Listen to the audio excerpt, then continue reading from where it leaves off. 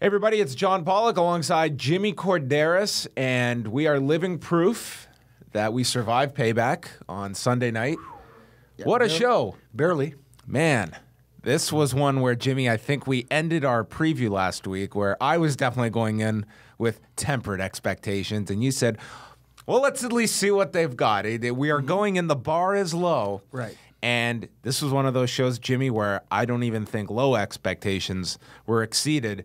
And what we got was an iconic gimmick that will be remembered 15 years from now. For all the wrong reasons. That's the only thing. You know me, John. I'm the guy who's always trying to find a silver lining in the cloud. I'm the guy who's trying to look at the glass half full. And I'm the jerk. No. Well, you're a polite. I'm going to be today. Oh, but you're a polite jerk usually. But anyways, I've been racking my brain trying to draw positives out of this pay-per-view, and there are a few small ones, but there just aren't enough to make me say that I thoroughly enjoyed this pay-per-view. There were a couple of bright spots, I will give it that, but other than that, oh man, there were some shortcomings, boy. I mean, at its core, when it comes to a WWE pay-per-view, you're typically going to get really good wrestling. And I find if you give me some good wrestling on a show, it can overcome a bad match here, bad angle here.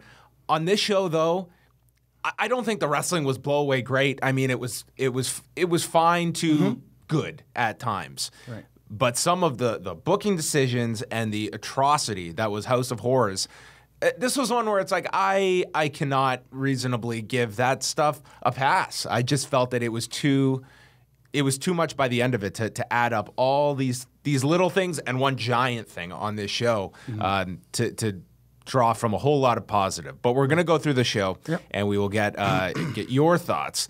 I guess we can start.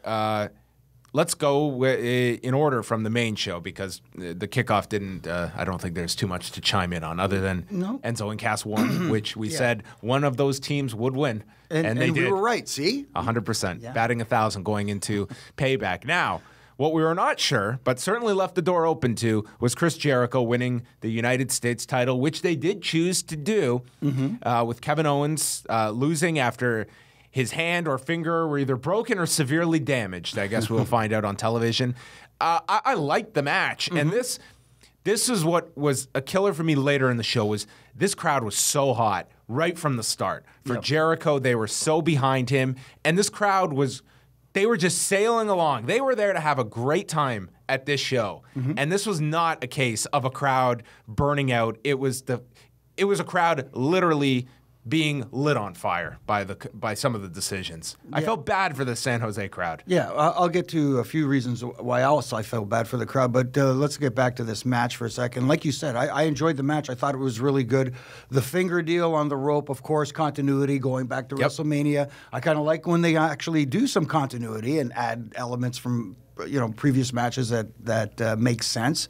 A little surprised at at Jericho winning the United States Championship. But then again, when Jericho gets to social media and starts saying, well, I'm taking off, I'm going on tour with Fozzy, I'm doing this, a lot of times, I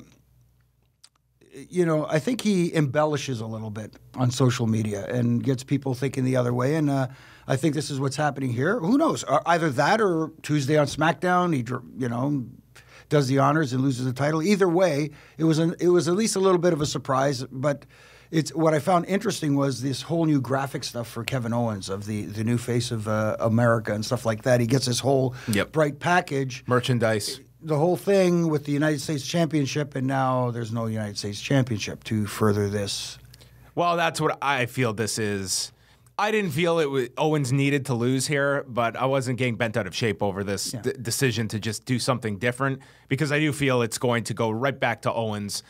Probably on SmackDown this week. And then, Jericho's tour dates, those are legitimate tour dates that he's got. So unless you were going to do a thing where he takes the title and leaves, which I don't think is really that interesting an idea, takes the title and then returns. So we probably get the rematch on SmackDown, and it goes right back to Owens. I would think.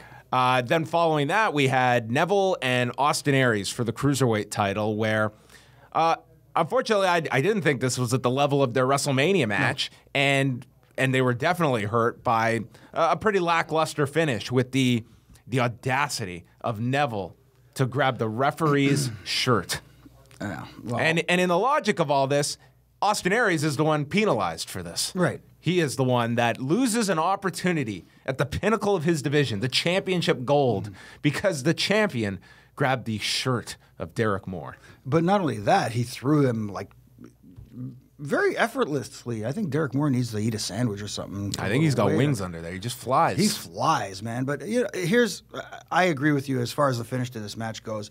There are several ways you can go to accomplish that same goal of a disqualification finish.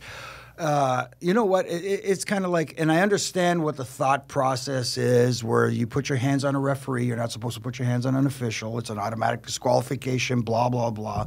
But in that case, if you're planning to get yourself disqualified, when the bell rings, why don't you just slap the ref? Right from the get-go. Those are the kinds of finishes where it's like, that's where the audience goes in their mind. And to me, had you really built this up and you built everything around that discus 5-arm, and then Aries has finally gained the crowd going as he's going to hit it, and Neville just sneakily pulls Moore in front, nails him with the elbow, because you have to turn your back, gives you that second to just pull him, turns around. Yep. Creative finish, you still do the DQ, which I know people will groan at a DQ regardless. You could have at least done it in a believable and more violent way that continues this and gives you a logical, well, of course he has to be disqualified, where Aries does technically nail the referee and you get your DQ finish. Right, exactly. Like I said, there's so many different avenues, and that's... again, not to Barry Horowitz myself, but that was one of the things I used to like to do, is when I was refereeing and it was, we want to do a ref bump. Let's come up with something different, unique, creative, instead of the standard. Instead of you just groan, and it takes people out. Yeah. The Hardys against Sheamus and Cesaro. This was a brawl for all match. Every match with Sheamus lately has been. Oh, my God. If you have seen the slow-mo of this, where Jeff Hardy is laid down, he's on all fours, and Sheamus just goes to boot him, and this is the spot where he loses his tooth. I mean, man, I think that we need, and maybe Jericho can leave the list in the back, and we can get a list for Sheamus has quite the growing list. Yeah, with Jeff Hardy being the latest name added to it. I mean, geez, the hilarious part was that the Young Bucks were on Jericho's podcast on Friday, and they talked about at the ROH show back at WrestleMania weekend. The Hardys got to the arena, and the Bucks were two of the only people they were telling about the Mania appearance the next day, and Matt. I assume it was a serious conversation. He could have been joking, but said that, Vince called me this morning to tell me, I know these Bucks are good, but make sure they take care of you guys and don't hurt them. Yeah. And here they are, the Hardys getting roughed up in-house. Well, of course, the Young Bucks. It's funny you mentioned that, because I listened to them on the Edge and Christian pod of awesomeness, I guess. Oh, you know what? That's what it was. It was the Edge and Christian show, not Jericho's show. And I found the whole thing hilarious. I'm not to put somebody else's podcast over, but those guys were really funny, and I have to really give a shout out to Christian for the story about the ass punch, because I remember that now. And once he said the story, I laughed out loud listening to it in my own house, and my wife was wondering what was wrong with me. But anyways. Well, in this case, Jeff was not the only wounded Hardy brother, because Matt also got messed up. Yeah. Did you notice where it was? Where Matt got cut open? I was trying to figure it out, and I couldn't see it. Yeah, I don't know if it was in the ring with Cesaro or Sheamus, but nonetheless, he was cut under his eye. So both Hardys bleeding here. At the end, it was the blind tag that Jeff made, hit the swanton from behind, pinning Sheamus. And then after the match, they go to shake hands, and you notice for a split second, Cesaro was about to kick one of them before I think he realized that they were supposed to leave the ring first and then return for the post-match beatdown. And they laid out the Hardys, did the full turn, and unfortunately for Jeff, he will be continuing to work with Sheamus moving out of this match. But I thought, injuries aside, I thought this was a good match. Yeah, it was a good match. I mean, and I don't have a problem with the Hardys continuing to be the WWE Tag Team Champions. And it was very physical at times, as you could attest to, as Jeff and Matt Jeff can attest to. Yeah. The funny thing though was when I saw it in the slow motion. You mentioned the slow motion, which does not do this justice. I mean, like, holy crap! But when he kicked him, it looked like he hit him on the left side of his face. But the tooth missing was on the right side. So that's how hard he kicked him. He kicked him on this side. The tooth flew out this side. It's like this is a Pruder film out there. Yeah, exactly. So, yeah, both Hardys injured Hardy way. Yeah. Bayley and Alexa Bliss. Bayley came out and felt like the biggest superstar on this entire show. I mean, this crowd was just going nuts for this woman. And they did the finish that you and I both assumed would happen, given that it's San Jose. And it was so telling, Jimmy, because as soon as this match began, my whole timeline is just people completely of the belief Alexa's winning. Of course she's winning in Bayley's hometown. And that's what she did.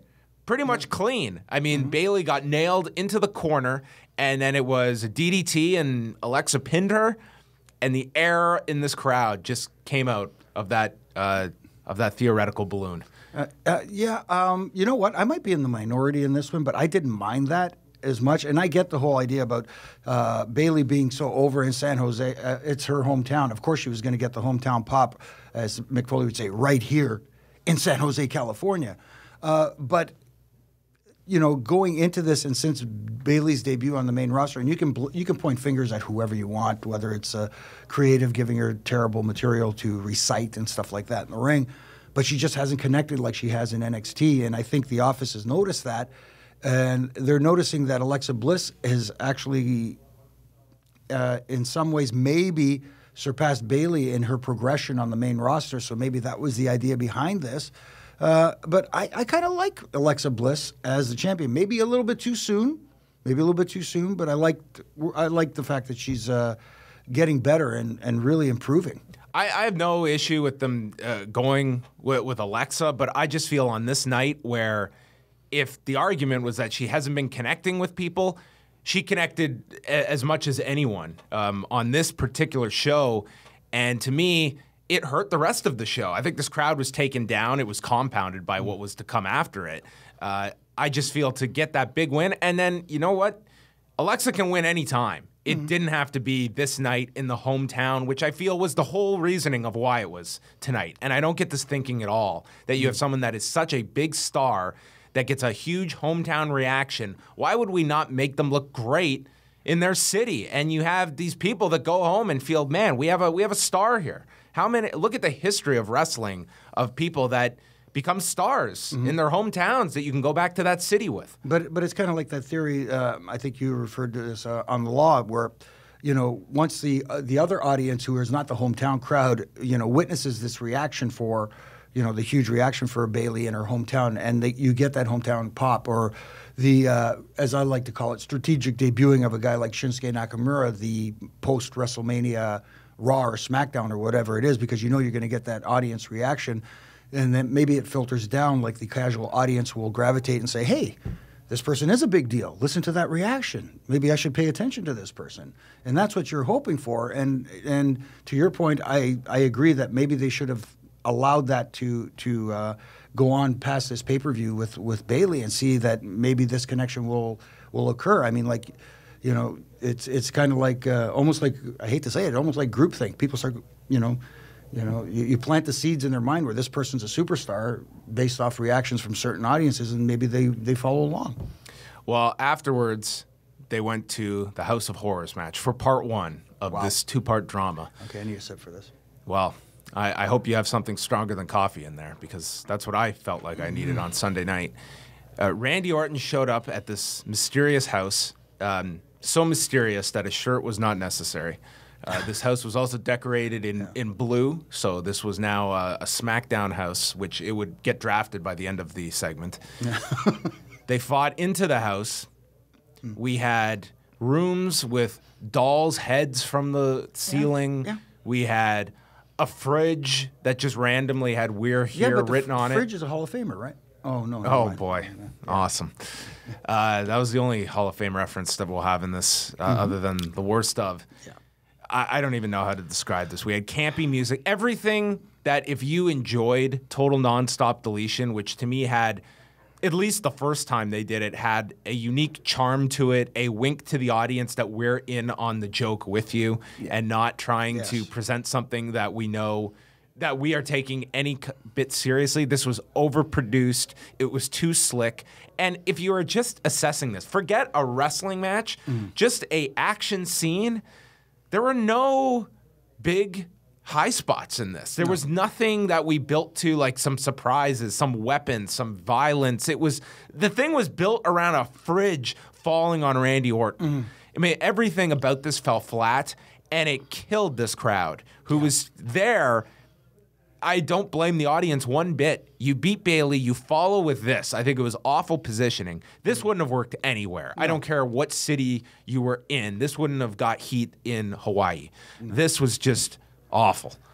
Again, and then Bray left in a Uber.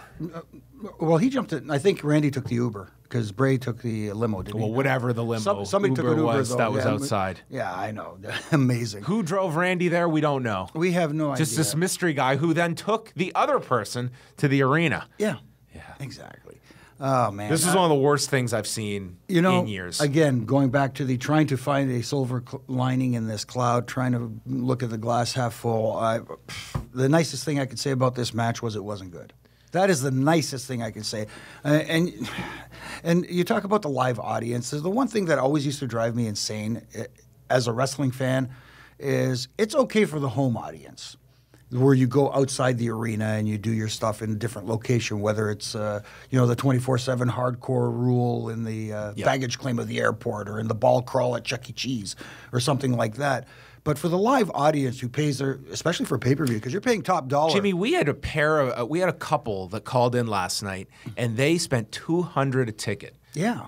And we had another one who spent like $300 for second row seats. Yeah. And you sit back and it would annoy you. Now I get the fact that the match does end in the arena, and that's fine, but still you've got all that stuff that happens outside the venue, which you pay your money to go see. Well, also from a live event perspective, like these tape things, they're a killer to the live crowd. Yeah. It's just a killer. You take them right out of things because it's almost treated as this intermission of sorts that you're half paying attention to, half not.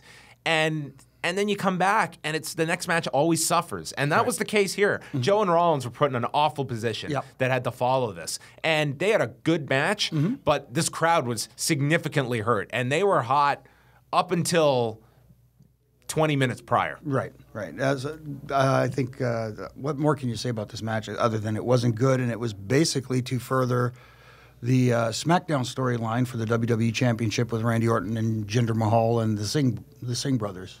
Yeah, there was a pair of, the Jericho Owens, same thing. I mean, it's building up a SmackDown program now as well, which, whatever.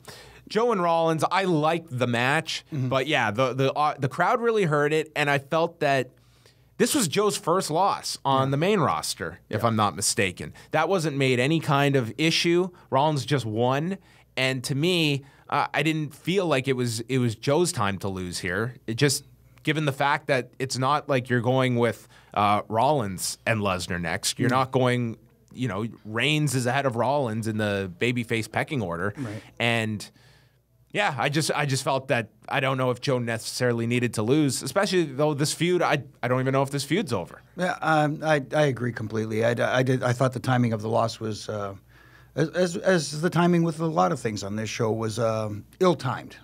I still wanted to see Joe built up as this destroyer, as this monster, as this tool that Triple H uses to get back at people with, or like whatever. He just mauled through Jericho on TV. Jericho, who was challenging for a title on this pay-per-view. Exactly. And they said, no, Joe's the bigger priority right now, and he won clean. And not to be nitpicky as an official, too, as a former official. Well, the shoulder was down. It was up. The right shoulder was up, and, it's refereeing 101. You're told to count the shoulders when they're down, and by same token, if one is up, you can't count. And I get the fact Maybe we'll get instant replay 24 hours later. And I get the fact that it is a live pay-per-view, and that was the intended finish of the match. At the same time, if that wasn't the finish and his shoulders were down and he didn't roll, what are you going to do? Same thing. You got to count. In this case, these guys are professionals, and you got two guys in there like Samoa Joe and Seth Rollins. I think they're smart enough to come up with a plan B on the fly if needed. Yeah, this was a case where I just felt the finish was somewhat flat. It wasn't like Rollins won decisively. It was like this fluky way where the coquina clutch is still applied. Right. And that was that. Bret Hart and Roddy Piper from WrestleMania 8? Yeah. Yeah, they did that in there. The sleeper into the... Yeah, they love that. Yeah. And then we got the conclusion of the House of Horrors. Bray stumbles into the arena, gets into the ring, and who should pop up from behind him but Randy Orton? Why? Wyatt. I don't know. If you're going to go this full route, I mean, like, why not have it where Bray comes to the arena and the lights go out, and when the lights go back on, there's a refrigerator on the stage. And you have your lightning bolt, and out pops Randy Orton, or something like that. If you're going to go full bore, whatever, do it. You know what I mean? And you mentioned earlier, like, the obvious comparisons being made to the TNA final deletion, total deletion, whatever it was. And you're right. That was way over the top, but intended to be, tongue planted firmly in cheek while they were doing it. There was almost like the Deadpool thing. They breaking down the fourth wall, winking at the audience.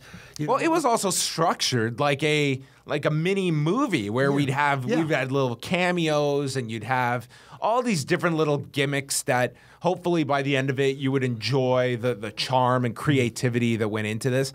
I didn't sense any creativity in this. No. There was no...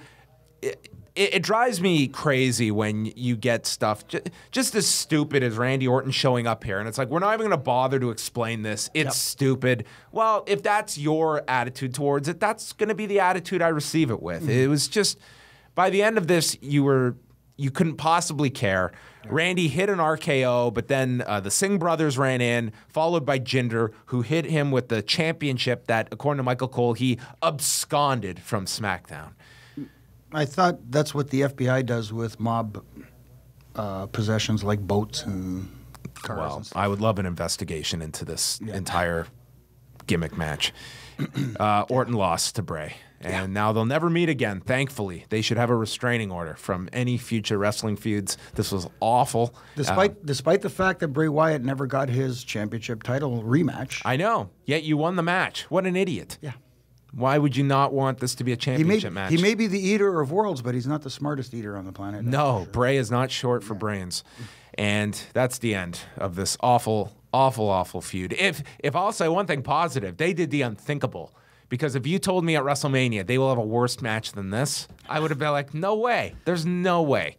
But they more than did that on Sunday night. See, there's a bright side. Main event. I'm not going to rail on this. Braun Strowman and Roman Reigns, to their credit, brought this crowd back into things. They were very hot for this match. Didn't go longer than they needed to. It was about a 12-minute match. Braun Strowman wins. They protected Roman, who was all bandaged up from the attack. Thankfully, that face-first planting into the cement from the stretcher. Yeah. Some amazing cosmetic surgery on Roman's face. He's a quick healer. He's a quick healer. Yep. He's got that Wolverine kind of thing going on. That's great. Yeah. I like this match. I thought it was good, and Braun wins. And again, we did the post-match attack by the ambulance. A door was knocked off the hinges. Roman Reigns was overcome. I think he needed an exorcist, and he just spewed blood over the wall. And this probably is going to build to that ambulance match. I would think that's, given the fact the ambulance was brought back here and you have Extreme Rules in between this and the Great Balls of Fire event, which they are promoting as Brock's first title defense, that to me is the only match you could have with these two. I guess, logically speaking, because the ambulance has been incorporated a few times now, that seems to be the route they're going. As far as the match itself, I agree with you. I enjoyed the match very much. I thought it was very physical, very hard-hitting. It accomplished what it needed to accomplish in getting Braun Strowman over. And yes, Roman was protected a little bit going into the match, less than 100% in storyline. And for those who comment under these, yes, sometimes I read the comments on the bad idea. Yeah, well, I get more kicks out of that than anything. But again, it goes back to what I said in our preview that Roman Reigns doesn't get enough credit for his selling. And he sold his ass off for Braun Strowman to make Braun Strowman look like the beast that he is being presented as right now. So for all these two have very good chemistry together. I really enjoyed these two together. Yeah, and I thought it didn't hurt. It didn't hurt Roman Reigns at all to lose clean to Braun Strowman in this fashion, and we'll see where it goes from there. As far as the spitting up blood, at least it wasn't green pea soup or whatever. Oh, that's true. Yeah, and his head didn't spin too, so I'm glad they didn't go that route either. What would be your ideal scenario for both of these guys going forward? Do you want to see another match between these two? To be honest with you, I would prefer that they separate these two for a little while. Let Roman Reigns. I would like to see Roman Reigns. I'd like to see Reigns and Joe together. That's why I really want to see Joe win their match. Mm-hmm. But it feels as though if Brock isn't coming back to July, you have this holdover with Extreme Rules where I don't know if you're going to continue with a gimmick match now because we're going to get all the stipulations at Extreme Rules that Joe and Rollins, just the fluky way in which that ends, you get the idea maybe it'll be a submission match. Right. You have this ambulance idea with these two. It almost seems like we're going to take a lot of the programs here. Hardy's against Sheamus and Cesaro. That easily could become... In a tooth on a pole match? Oh, geez, yeah. A toothless aggression match. Yes. Yeah, that's where I see a lot of the programs that we saw at Payback just extending another 4 or 5 weeks until Extreme Rules. Yeah, it's interesting because obviously Braun Strowman's being set up for that big match with Brock Lesnar, and happening at Great Balls of Fire pay-per-view. That's hard to say without thinking of... Get ready for Paul Heyman to have to cut main event promos to an event called Great Balls of Fire. He's the one, everyone was railing on this name. Mm-hmm. For 95%, it doesn't matter. No one's not buying a ticket because of that name. No one's unsubscribing to the network because of the name of a pay-per-view. Yeah. But Paul Heyman is the one guy out there that can gripe about that name because he has to do promos every week for a major title match and say Great Balls of Fire on Sunday, July 9th. Yeah, I'm going to be curious to see how that is incorporated into his golden promo abilities that he does. But does Braun Strowman versus Brock Lesnar happen at SummerSlam? I mean, that seems like a match that should happen at a major pay-per-view, not one of the secondary ones. GBOF, yeah, that's where I think it's going to be. You would think. One thing they have done is that you have lined up. You have got Braun Strowman ready for Lesnar. You have Finn Balor that they teased on the kickoff that he wants to go back after his title. Mm-hmm. You inevitably have Roman Reigns way down the line, and you also have contenders in Rollins and Joe. Like, you have set up like quite a scene that Lesnar has no shortage of opponents for the next year. That's the one I would have liked to have seen, like Joe go this undefeated route for a while there and set up an eventual, showdown with Brock Lesnar because, in my mind, Joe is believable and we've talked about the fact that with Brock, you can position him. He can go against a heel one month and a babyface the other. He's not so tied to one end that he's your world champion. Mm-hmm. And he can face either guy, and Heyman can tailor his promos either way. And I 100% agree with you that Joe going against him undefeated, that's a great pay-per-view main event. Yeah, and it's such a unique position for to have a champion like Brock Lesnar, like you said, who's kind of like, as Roddy Piper used to say, an island unto himself, who can face both heels and faces effectively, and that's very rare nowadays. And I think that is something that should be counted. Yeah, I'm hating this Joe finish more now, Jimmy. You've actually made me more upset after this event. Well, that was Payback. I'm going thumbs down on this show. I did not enjoy it. Jimmy, I know you are more glass half full. Did this even get an in the middle for you? Not really. I thought that the Roman Reigns Braun Strowman came close to bringing it at least to the middle, but even that couldn't save it. I did like the main event. I will give them that. That was Payback, folks. If you missed it, congratulations. You win. They'll be back with Backlash in a couple of weeks from Rosemont, Illinois, just outside of Chicago. Yeah. Let's get that right. It's the night before is NXT just outside of Chicago. Should be the official title. It's in the same building, right? It is in the same building, Allstate Arena. So everything's just outside of Chicago. Yeah, just outside of Chicago. So wait a minute, O'Hare's just down the road, so the airport is just outside Chicago too? I think so. Oh. They're in technically Rosemont. Yeah. They just don't like to say Rosemont. It used to be the Rosemont Horizon. Well, Bobby Roode also hails from Toronto, so, I mean, they're not exactly getting too precise with their geography. It's a little 90 kilometers that way, maybe. Yeah, it's a bit of a stretch. Just outside Toronto. There. All right. Well, we're going to complain about the city a lot. That's coming up on May the 21st. For Jimmy Korderas, I am John Pollock, and thanks for watching our review of Payback.